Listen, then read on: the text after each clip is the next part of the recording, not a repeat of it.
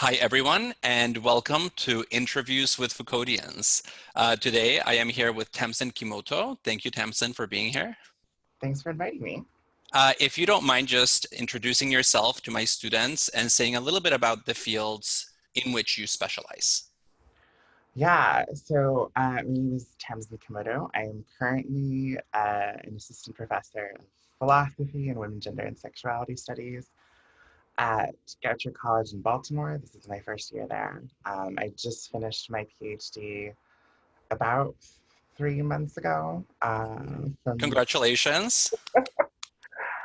And I finished at Emory. And I work primarily in, I would say, trans studies and critical race studies, both really informed by my background in philosophy, but I tend to be a very interdisciplinary kind of thinker. So by no means wed to the history of philosophy in doing my work. Okay, that's great. And so you are a freshly minted PhD. Again, congrats on that. It's a big step and a big transition, and with your new position as well. And so that means that you just finished your dissertation. You just submitted it, got it approved. And so, what was your dissertation about? If you want to talk about it, keeping in mind that many of my students, like yourself, are interdisciplinary thinkers, and many of them may not come out of technical philosophical background. Yeah, so my dissertation was called Transfeminism and the Queer Use of Philosophy. And it was really the culmination of a lot of work that I'd been doing for a long time. I was in graduate school for 8 years and accumulated a lot of work in that kind of area. And I think the best way to characterize it is to say that I was really inspired by Sarah Ahmed's recent book, What's the Use? And her discussion of how to make queer use of things, which I take to mean in part how to sort of make a deliberate misuse of, of texts, of resources, of practices. Um, and that for me was a really helpful way of conceptualizing how I'd already been doing work with the history of particularly Western philosophy, a Eurocentric philosophical canon that has no space for trans people really, and very little for people of color, very little for women. And so my dissertation is really how can I make this deliberate misuse of these canonical figures. So I worked a lot with Merleau-Ponty and Michel Foucault. Um, how can I make them say things? So I say make them say things that they would never say, but one of the people on my committee told me that I'm actually making them say exactly what they say, just in a slightly different register. Hmm. Um, but so yeah, the point was to think about trans experience really broadly. So I looked at issues of what is it like to live under conditions of transphobia, doing a critical phenomenology of that. So bending Merleau-Ponty a little bit. And I looked at conditions of why, like I looked at the question, why are TERFs so invested in white supremacy? Mhm. Um, why do those movements come together so easily? Thinking with the work of Foucault and Maria Lugones. Um, so it was a really wide-ranging dissertation. It covered a lot of ground. Um, but the goal was to sort of um, give myself really language for talking about things that I experience in daily life, or things, phenomenon that I'm seeing develop, and to think more carefully about sort of the roots, the origins, and how that affects sort of lived daily life. No, that's great. And it reminds me of that famous book in the philosophy of language, How to Do Things with Words. It seems like you're doing how to do things with philosophers, how to make philosophers do things for you that speak to your lived experience, to your historical moment, to your lived reality. Um, and so it seems like there's a question here about how to relate to philosophy as an activity. Yeah, no, I think that's exactly right. And For me, it was always a process of recognizing that I was not in the conversation, figuratively and also sometimes literally, depending on the particular conversation that's happening. Um, but yeah, and I always found it sort of alienating how we're often trained when we're trained in doing continental thinking to sort of pay almost like fealty or worship to these figures that we're reading, and that was just never for me. Like it would like my goal is never to shore up someone else's project, or to plug holes in so and so's theory of the human, or to think about those kinds of things. My question has always been, well, what is this? What's the use of this for me? How can I use this to talk about the things that I'm experiencing or that I'm seeing or that my communities are experiencing and seeing? Because that to me is when philosophy is at its best, is when we're not thinking within our strict limitations of here's what has been said, and instead push toward what can be said, what kinds of things can we do, how can we continue to push the boundaries of what we can know and think. I mean, I remember reading Spinoza and that line that everybody loves to cite, we don't know yet what the body can do. I just really took that and ran with it. We don't know yet what a lot of things can do. And I think we limit ourselves when we try to stay too closely to what has already been said. Yeah, and I mean, it raises questions about how much fidelity we expect of ourselves in relationship to whatever canon we're reading, or whether we adopt a more appropriationist, almost strategic use of the resources that we find. But one of the things that I really have enjoyed in reading some of your work is that you invoke, for example, Judith Butler's notion of the other of philosophy. So in trying to think interdisciplinarily about identity, about existence, about experience, it's almost as if you're trying to get philosophy out of its silo and get it to enter into dialogue with whatever we conceive as the other or the outside of philosophy. So I'm wondering if you can say a little bit about what that outside has historically been or how you understand it. Yeah, I mean, historically, the outside, as far as I can tell, has been everything beyond the boundaries of Europe, and beyond the boundaries of whiteness and of masculinity and of heterosexuality, cisnormativity. Um, I mean, I think about it a lot in terms of, uh, like, there's that line that Foucault has in an interview where he talks about his concern has always been his little abnormals.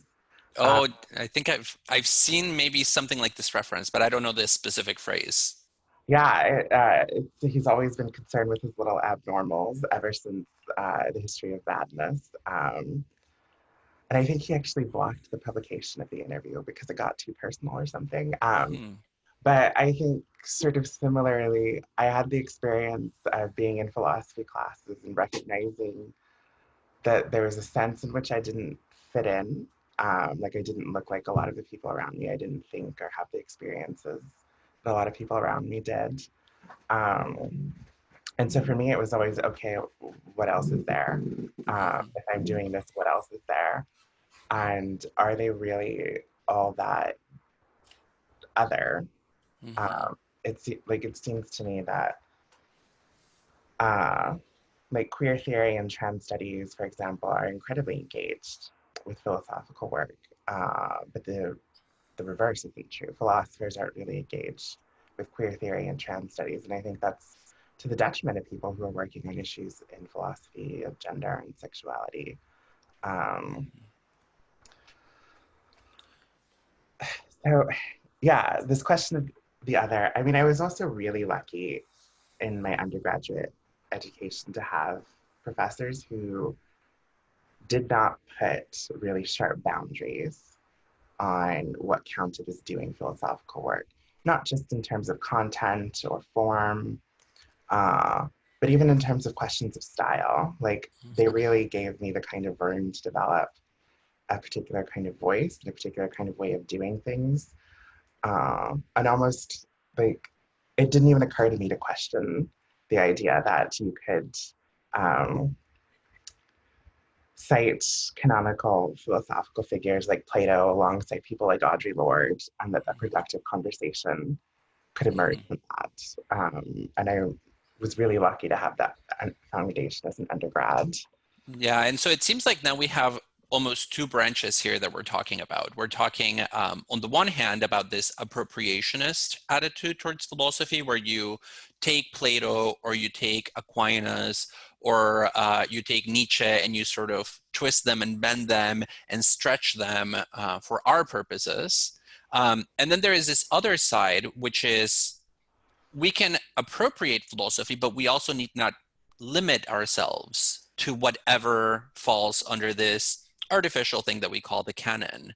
So working inside and outside of the discipline as a way of furthering our own projects. And one of the things that's so central to feminist theory, queer theory, and trans philosophy is this importance of philosophizing from your standpoint, right? For paying attention to the way in which your position in a social matrix actually shapes the way in which you think independently of who you are, so it cuts across. And so I'm wondering, as a segue here, whether you can talk a little bit about this field to which you've been contributing now for some time, which is trans philosophy. How does it differ from potentially the broader area of trans studies? And what sorts of questions are asked in trans philosophy? Yeah, I can try. So this is the perennial question, and I think that if you interviewed 10 of us, you'd get 10 different answers. Um, so yeah, for me, I think the distinction between trans philosophy and trans studies is very similar to how I would characterize the distinction between philosophy and any of the other areas or disciplines in which philosophy finds itself in conversation. And I think it's characterized by a kind of speed of thinking through things. I think Hmm. philosophers think very slowly, almost glacially through problems, which is means that really incredibly precise, thoughtful things can happen. Um, it means sometimes we're a step or two behind what's going on everywhere else. Wow. But I think there's a kind of carefulness, attention to questioning that I find in trans philosophical work that I don't often see in sort of the broader field of trans studies, Hmm. um, where we catch ourselves a little bit over things and want to think a little bit more carefully through, for example, something like the relationship between gender and sexuality. Even I'm thinking here of Talia Betcher's work, um, or to think more deeply with the implications of the coloniality of gender and how to bring those kinds of things into broader conversation with the histories of work on gender as a concept. Hmm. Um, so I guess yeah, the distinction for me is characterized less by the content or anything like that than it is by the slow, deliberate Hmm. engagement with questions and sources and terms. That's super interesting to think about it in terms of temporality and the temporality of thought. And just thinking about temporality in uh, a piece that's become pretty central and commonly referenced in trans philosophy, Talia um, makes the argument that just thinking about time, the field of trans philosophy is relatively new, all things considered. And she says it may not even be 6 years old or 7 years old. And I'm wondering what your thoughts are about this. I mean, I think it's really right. It is very new, and it's also very young. And by what I mean by that is that most of us who are working in it are junior faculty or grad students, Mhm. or contingent faculty. Um, like for the longest time there was Jacob, and there was Jacob Hale, and there was Talia, and there's like Lauren Cannon. At the last trans thinking conference, we had a panel of sort of like the elders of the field. I think they would hate being, some of them would hate that. And but it was absolutely true. Like I think a great number of us are new to the profession in a variety of ways. Like the fact that uh, I can be listed as one of the people who's helping originate the field blows my mind. Uh, Mm-hmm. but yeah, it's very new, it's very young.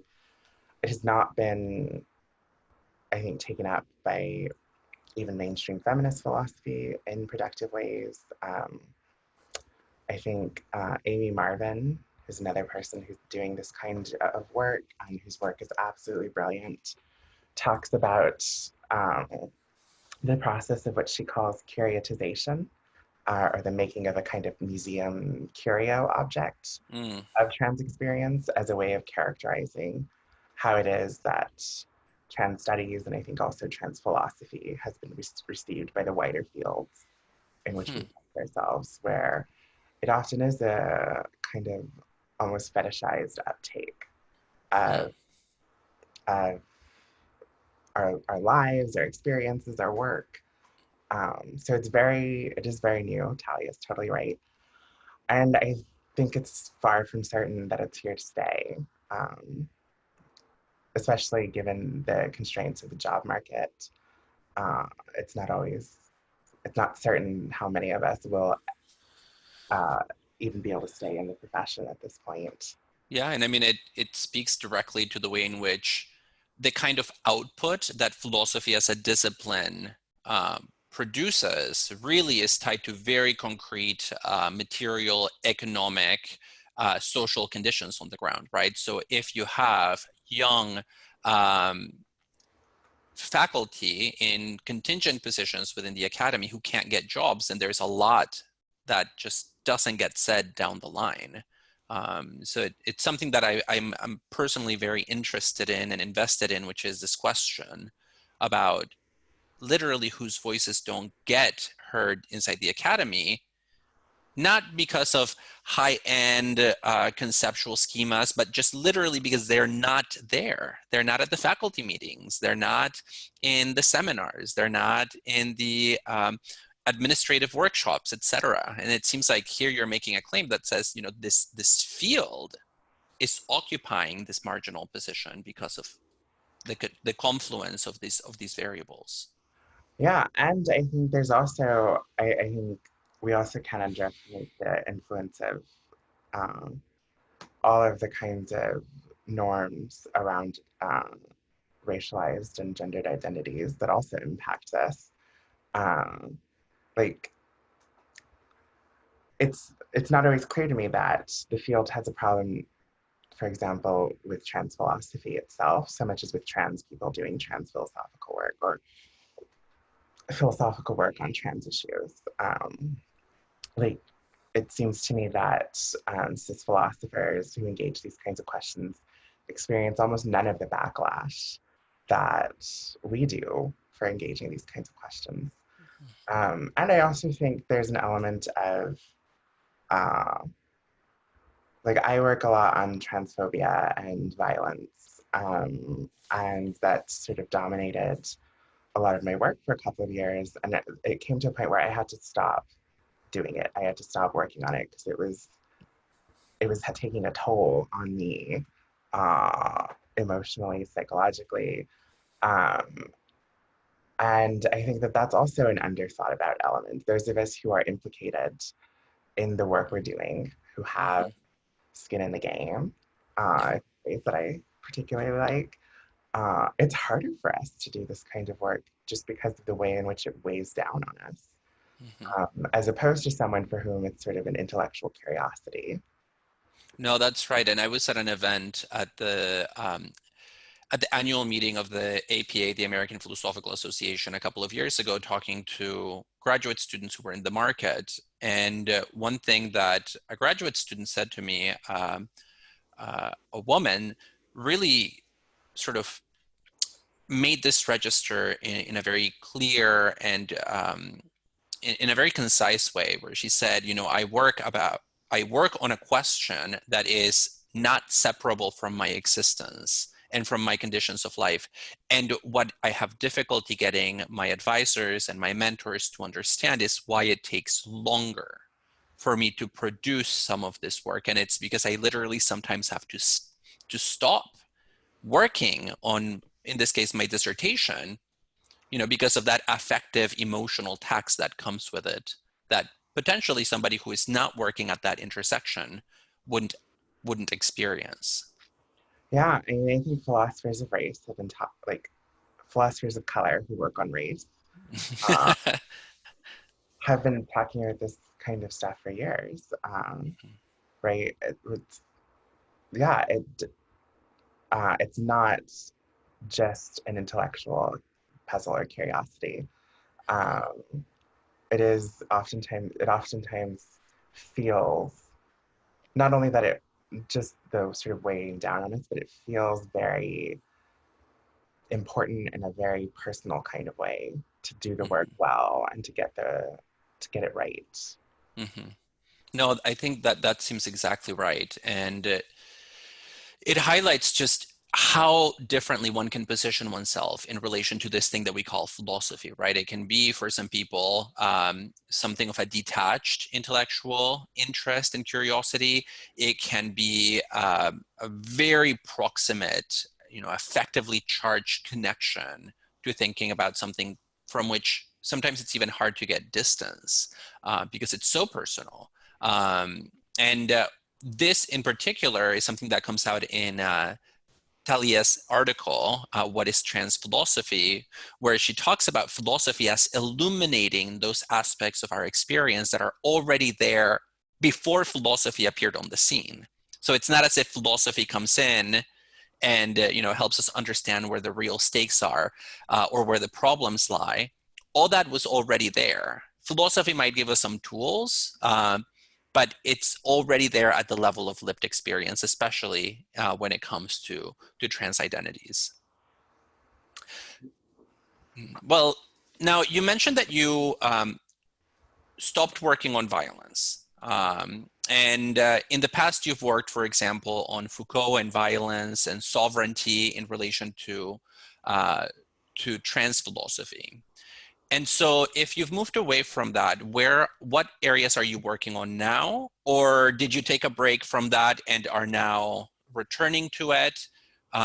What are your current intellectual projects? Yeah, so I took a break and then came back to it, and I think added um, more explicitly components of engagements with questions of sexual violence. So my current work is best character. So there are two things that I'm working on. I forever have this problem of needing to have multiple projects going, or I get stuck and I get bored with things. So I have to be able to bounce back between things, which is not the best way to work, but it's the only way I can. Um, so one project that I'm just getting off the ground emerges out of some of the stuff that I was up to in my dissertation. Um, so the question is, given what we know about the assumptions of whiteness, the kinds of implicit whiteness that's embedded in our scientific and medical discourses, it's curious to me that this is underthought in trans medicine um, and in trans medical practices. So I uh, came across this procedure that's called facial feminization surgery, um, which is a procedure in which doctors literally go into your face and shave down parts of your bone structure and things like that to give you a more normatively feminine facial appearance.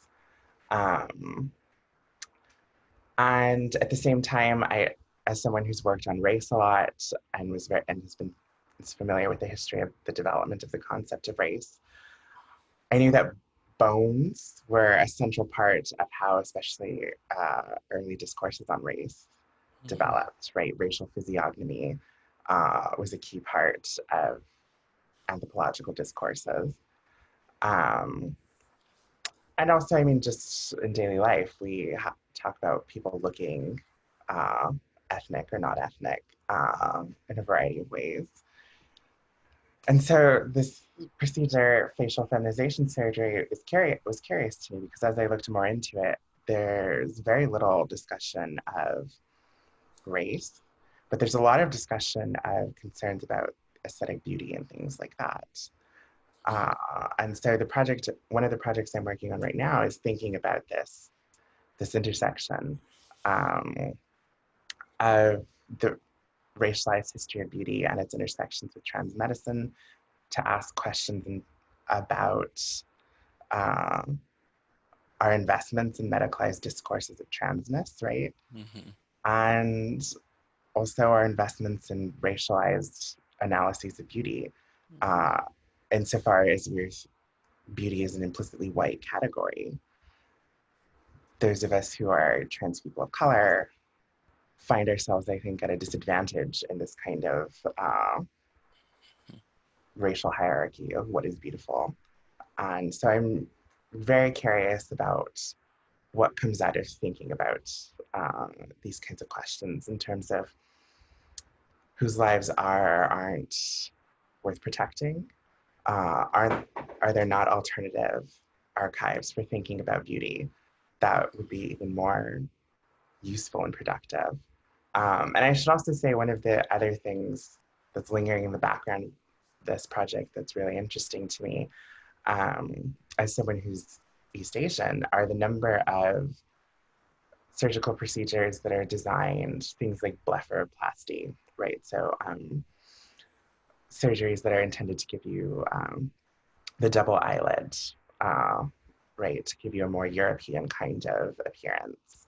Mhm. Um, so there's an intersection there that I also think is really interesting to think about, and that I'm still piecing together how it all fits. Yeah, it seems like you're bringing in, this history of racial and racist science that really begins in the 18th and 19th century with notions of beauty, trans identity, and the profession of medicine and how they all um, interact to produce this thing that for many people would seem like a natural thing that if you want, let's say, a more femme registering appearance under current conditions, it's already implicitly white without that being recognized by the people who are potentially carrying out or promoting these procedures. Um, and so that's the first project. Sorry, I didn't mean to cut you off. Go Yeah, ahead. no. Yeah, so then the second project is engaged with questions around what I'm beginning to think more and more of is the coloniality of health. And so the intersection between environmental racism and public health, and to think about how um, sort of the long-term and transgenerational health effects of environmental racism can have the effect of almost achieving the goal of making race biological through the reduction of life chances, through the radical exposures to hazards. And what started this was Hmm.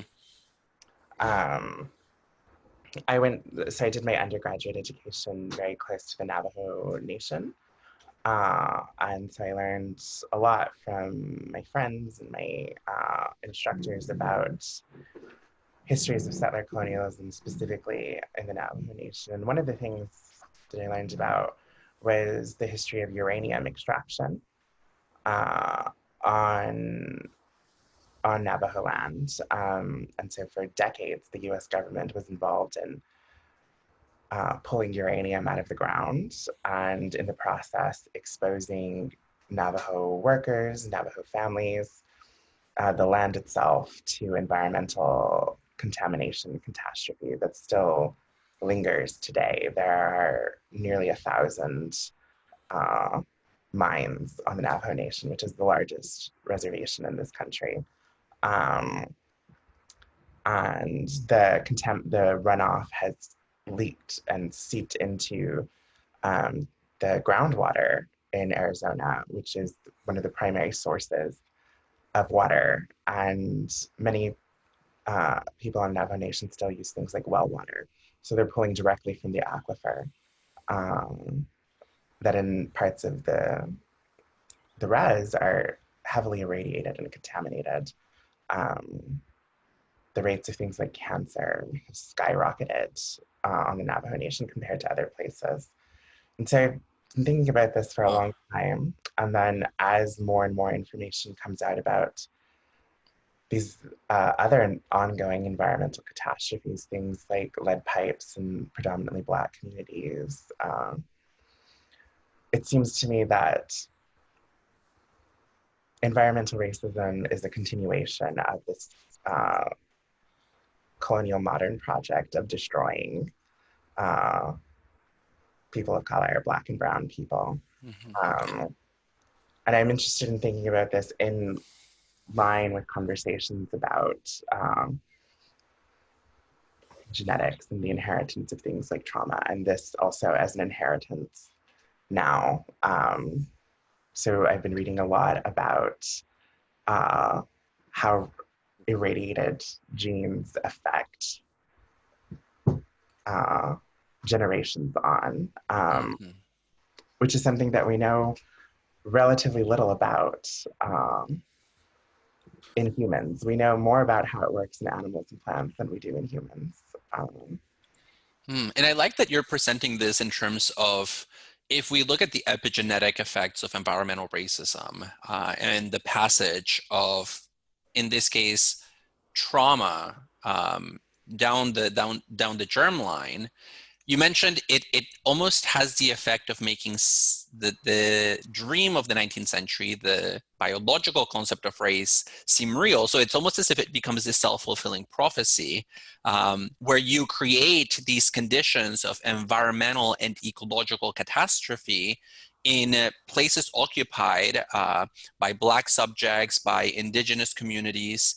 And over time, that does sort of seep into, I mean, it seeps so far as to go into the genome, and then it gets passed down.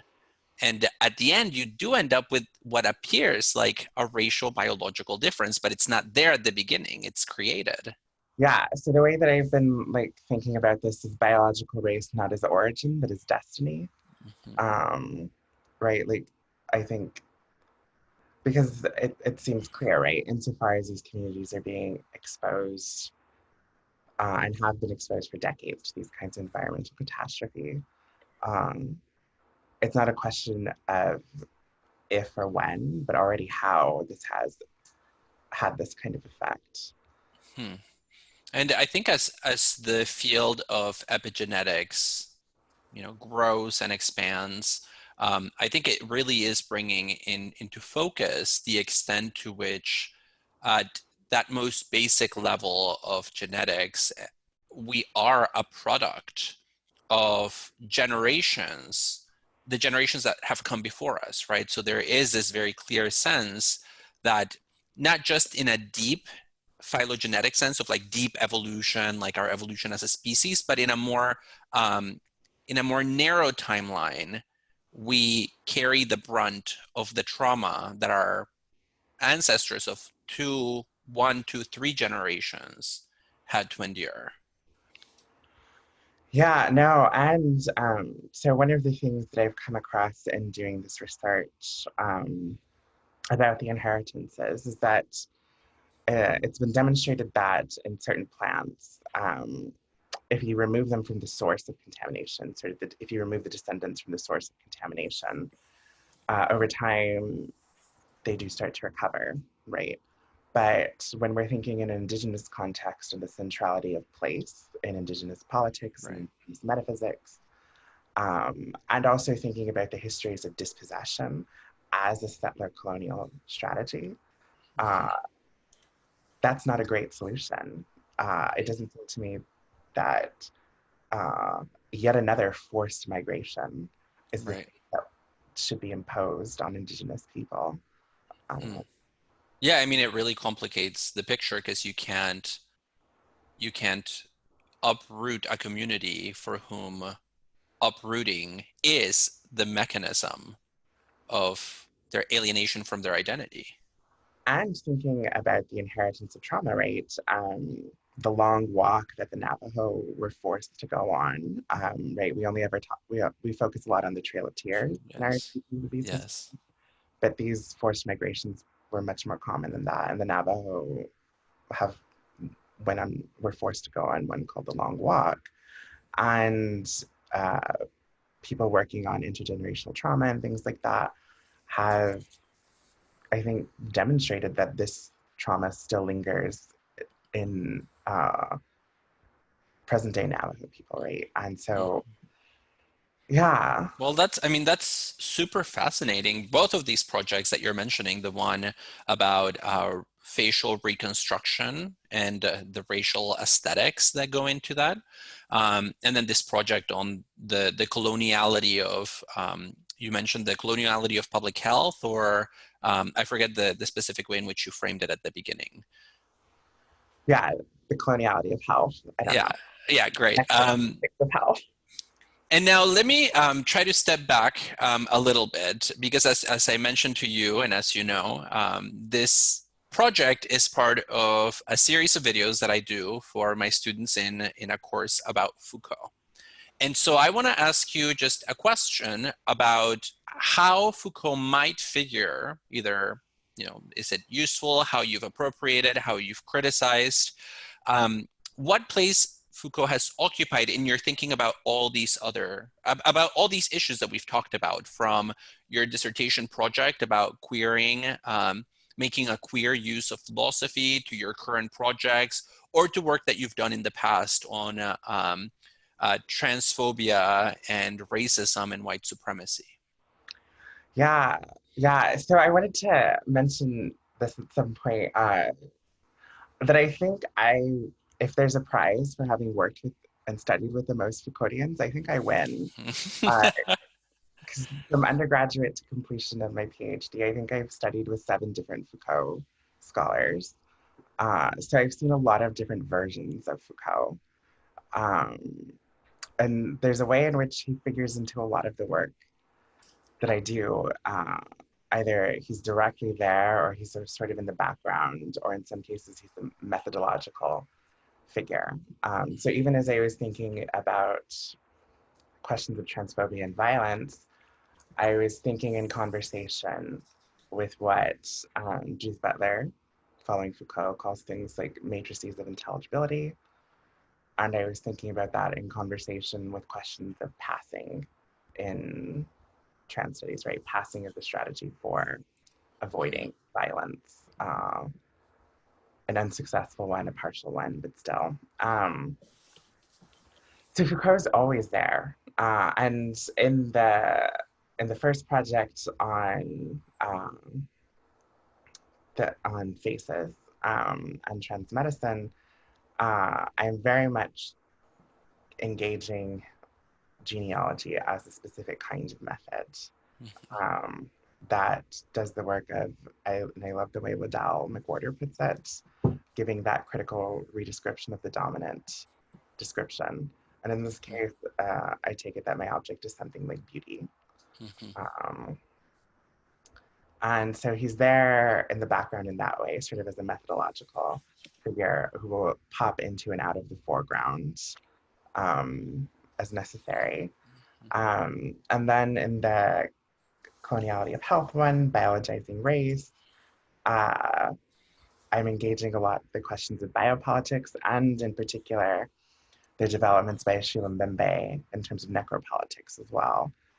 Um, And can you define that term for my students who have never heard of it? Necropolitics, yeah. yeah, so the way that I take it as a counterpart to biopolitics. So as I understand it, biopolitics thinks of death through the language of exposure as a kind of withdrawing of concern on the part of various institutions. And I think Mbembe very helpfully reminds us that death doesn't always occur for especially Indigenous racialized communities as a withdrawing of concern, so much as the direct concentration of a concern to kill.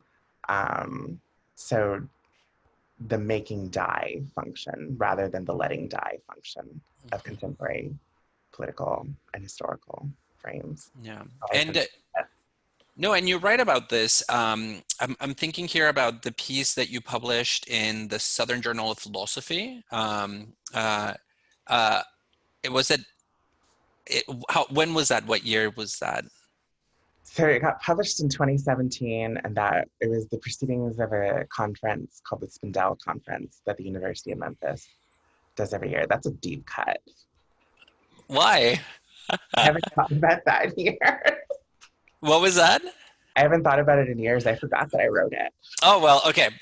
We don't need to talk about it, but it That was just fine. sort of fits here because, in contemporary political philosophy, there does seem to be this fault line in terms of how we should think about power, where you have, on the one hand, somebody like Foucault, who very famously in volume 1 of the History of Sexuality argues, we need to move away from a centralized model of power that is rooted in the state and in sovereignty towards a decentralized, almost rhizomatic understanding of power as a field of forces that are reversible and ground up, etc. And then on the other hand, you have people like, maybe we can put like Hartenegri in their own way here, but most certainly Giorgio Agamben, who say, no, hold on, before you have this decentralized understanding of contemporary power relations, you need to retain the notion of sovereignty, because it's not as if that has really gone away. It depends on for whom. And you write about this in relation um, to anti-trans violence. And so I'm wondering whether you can talk a little bit about this sort of landscape in political philosophy, about whether sovereignty is out or whether it's in connection to trans philosophy. Yeah, I'm going to add a third camp because I don't want to be in the same camp as the Gombin. Uh, yeah, so I mean, I think about this a lot. It's one of my deepest frustrations with Foucault's work and with engagements with Foucault's work in particular, where we want to imagine that the state is no longer a central organizer, perhaps not the central organizer, but a central organizer in the production of violence and death for the little abnormals to Mhm. throw back the earlier reference. I mean, I remember reading in Society Must Be Defended that we have to cut off the head of the king in political theory and being and reading that in the context of things like the war on terror and being like, do we know? Do and so my question has always been, for whom is this disappearing of the sovereign true? Um, and so you mentioned Agamben as one person who's thinking about this.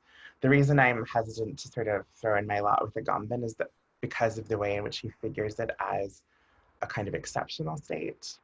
And I actually think about it as something that's very banal and true for a lot of populations. So I would put Mbembe in this third camp and thinking about uh, necropolitics as an extension of the project of coloniality, of the project of the transatlantic slave trade and things like that. Um, where for in the US, indigenous communities, Black communities, other communities of color have never had this disappearing of the sovereign. In fact, there's only been, uh, at best, there's been a kind of veiling of the sovereign, of this figure of the sovereign, of this engagement with this kind of question. Um, and in terms of trans studies, I think especially for trans people of color, this is true. insofar as we live at the intersections of racial politics and also of a deeply transphobic state. Right, I'm thinking here of uh, things like bathroom bills, bills that are intended to restrict trans people's access to public facilities and things like that, or the present administration's recent rule that doctors can refuse us basic medical care, not even trans-specific medical care, but But basic just, medical care. yeah. Um, and and also all of the various kinds of legislation that have been passed or attempted to pass at a variety of different levels that are intended to allow the state to target trans people, especially trans people of color, especially Black trans people, very directly. Um, so, yeah, I think insofar as what we deal with is what Dean Spade calls the administration of gender, right? This idea that the state has the role of uh, assigning and even is the arbiter of transforming a gender designation. Um, it's never been a question for me that trans people are right up against the sovereign in some Yeah. kind of way. And so we might need to cut the head of the king, but not in political theory. You know, we might need to cut the head of the king because the king is still there in the form of this state apparatus that very much is still taking proactive steps to not just let certain populations die, but to ensure their ongoing exclusion, targeting, destruction, etc. And one thing that you wrote about that I thought was such a good example of this is you write about the policy in 2013 in Atlanta, where we both have lived, that allowed police officers to essentially stop and interrogate anybody who is suspected to look like a sex worker. And of course, this has explicit, overtly transphobic connotations insofar as in the public imaginary, and as you point out in the social scientific literature, there's been this connection established between trans subjectivity and sex work, so that this seemingly, this policy that seems to have nothing to do necessarily with trans lives is about nothing but trans lives. It's about the criminalization of trans people's presence in public space just because of that association. And this is something that is carried out by the state, right? We're not here talking about what Foucault calls a discipline, sort of a decentralized movement of actors where you don't really know who's wielding the power and who isn't.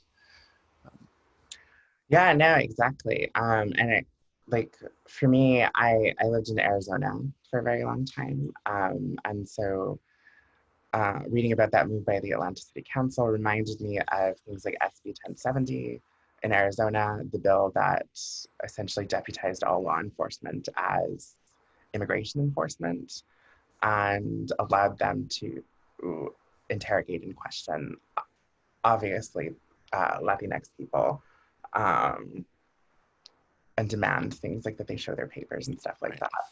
that. So for me, those two things resonated really strongly as precisely examples of this way in which the state, a very centralized vision of the state, continues to impinge on the lives of those of us who find ourselves outside the bounds of normality.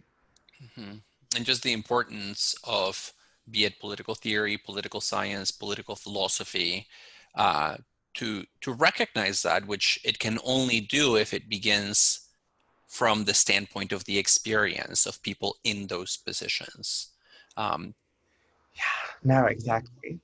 yeah, I mean, otherwise you do seem to get very easily lost in this delusion that, oh, the state no longer seems to be the central player in our lives. And then the question is, well, who's the we that's built into our lives in that sentence? Yeah, and I mean, that's always been the question for me. Philosophers love a we, and we do not like explaining who the we is. Yeah. And I think for those of us who have found ourselves at different margins, the we is relatively obvious, but to the people who invoke it, it's invisible sometimes. And in fact, most of the time, it just seems like everybody knows who the we is except the we who invoke it. Yeah, no, I mean, I remember this very clearly, having this experience in a Hegel seminar my first year of graduate school ages ago when we were talking about Hegel's anthropology. And the professor just said uh, that Hegel puts us at the top of his hierarchy of the races. And I remember looking around the room being like, I don't think the us is me. Yeah, I think the us was the professor. And I mean, all of the people in the very white program. Yeah.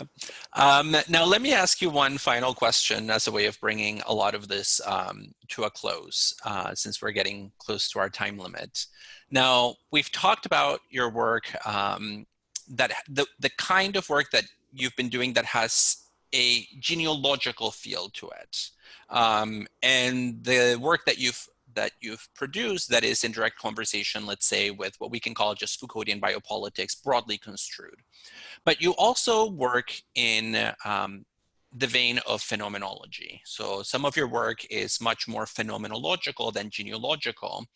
And I'm just wondering whether you can say a couple of things about the way in which you use phenomenology, again, in a queer way or in a trans way for thinking about trans experience. Um, and so here I'm thinking about some of your work with Fanon and Merleau-Ponty, but even your analysis of Gail Solomon's work, her 2018 book, The Life and Death of Letitia King, a critical phenomenology of transphobia.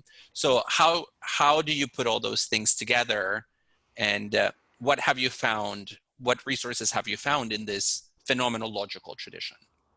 Yeah, so I have to say it's baffling to me in some sense, like in a historical look at it, that my work would at all be associated with phenomenology, even though I clearly am doing and engaging phenomenology. For the longest time, I think I had that knee-jerk Foucauldian response to phenomenology, which is that it's uh,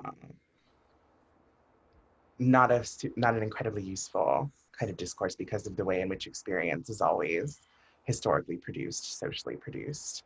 Uh, and so I have always found myself uh, needing to feel like, who am I more loyal to, phenomenology or Foucault? Um, but I think it's the critical phenomenology thing that I want to talk about, because I think that's another one of those terms that's really in flux. And if I am a phenomenologist, it is in that kind of vein. So I'm very invested in figuring out what this means.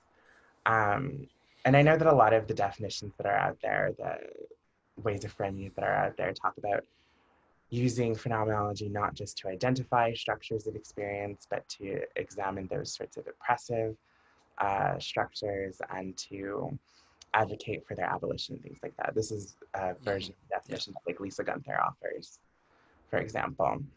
Um, and for me, the question of critical phenomenology, the the project of it is always limited because I don't think phenomenology is a critical discourse.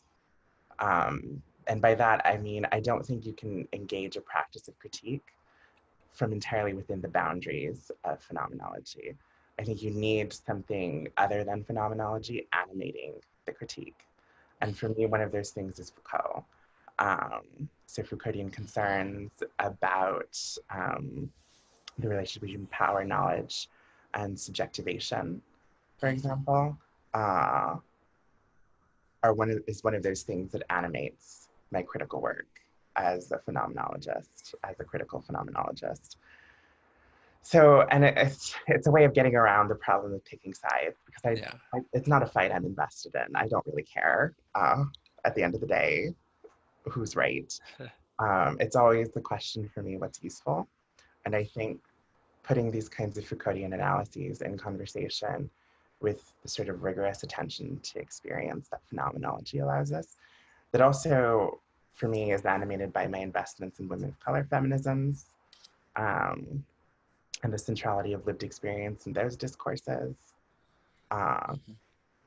bringing those things to bear on my experiences as a trans feminine person, as a trans feminine person of color, that to me is more productive than Mhm. fight between Foucault and Foucauldians and phenomenologists on the question of experience. Yeah, and you're not the only person, interestingly, who has pointed to this tension that I've interviewed that says, ultimately, I just want to use the resources that are helpful for my purposes. And it seems like it ultimately boils down to this need to hold um, two prongs at the same time.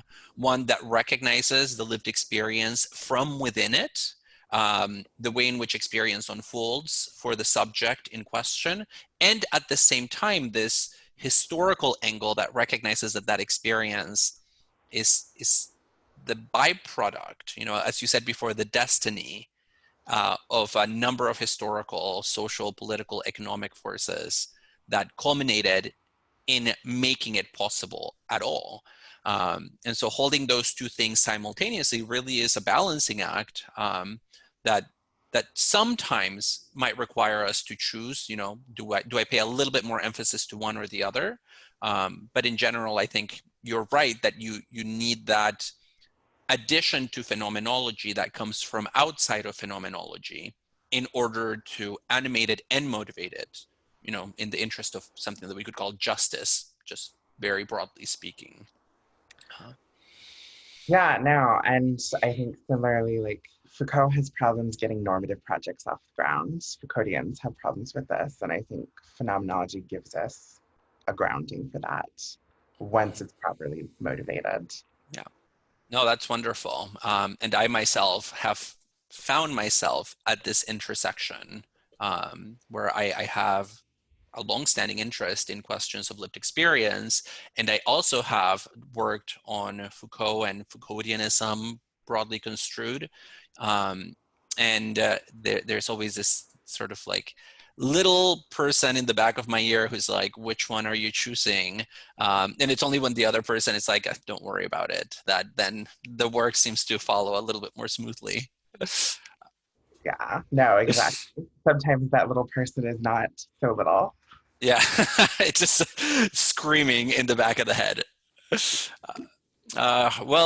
Tamsin, I think we're out of time, but I really want to thank you for taking the time to talk with me about your work and about Foucault and about trans philosophy.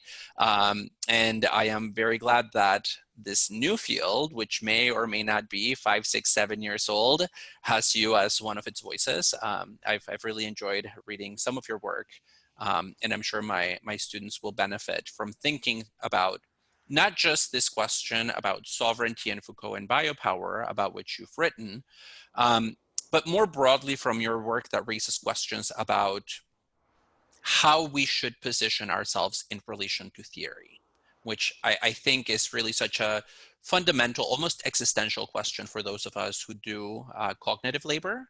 Um, and it is something that I think should begin as early as possible, right? It's never early enough to think about what your own interests and needs are and how theory should factor into That's so beautifully said. Yeah, I that. agree with that more. Yeah, well, thank you very much. And I will ask you to maybe send me a couple of resources for my students who are not familiar or haven't read a lot about what trans philosophy is, especially if it has a Foucauldian or semi-Foucauldian angle. And again, thanks a bunch for chatting with me. Yeah, thanks for taking the time to interview me. Yeah, no problem. All right. Bye-bye. Bye.